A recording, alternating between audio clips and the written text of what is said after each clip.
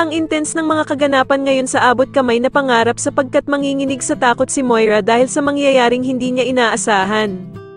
Dito nga ay mahuhuli siya sa akto ni Annalyn habang kinukuha niya ang pera ni Doc Robert kaya naman ay wala nang ang takas si Moira at hindi nito malaman ang kanyang gagawin.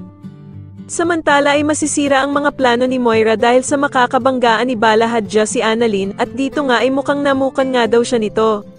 Bigla namang tatawag si Giselle kay Doc Robert at tatanungin nga siya nito kung kasama na nga daw ba niya ang kanilang tatay Pepe.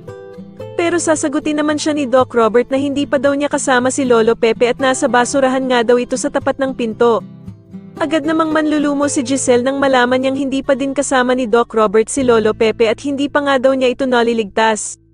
Samantala ay mukhang lalaki ang chance ni Lynette na makatakas sa mga tauhan ni Moira dahil sa makikita siya ng kanyang kaibigan na si Doc Enriquez. Subalit magbabago nga ang isip ng mga dumukot kay Lynette at dito nga ay hindi na pera nito ang gusto ng mga tauhan ni Moira, kaya naman ay magpapagawa na naman sila kay Lynette ng iba. Sa kabilang banda naman ay laking gulat nila Nurse Ibon at Doc Enriquez nang makita nilang dalawa si Moira sa loob ng palengke. Dito nga ay magugulat silang dalawa at magtataka kung bakit nga daw nandoon ang bruhang si Moira. Manginginig naman sa takot si Moira at hindi nito malaman ang kanyang gagawin dahil sa wala na nga siyang takas sa pagkakahuli nila Annalyn sa kanya.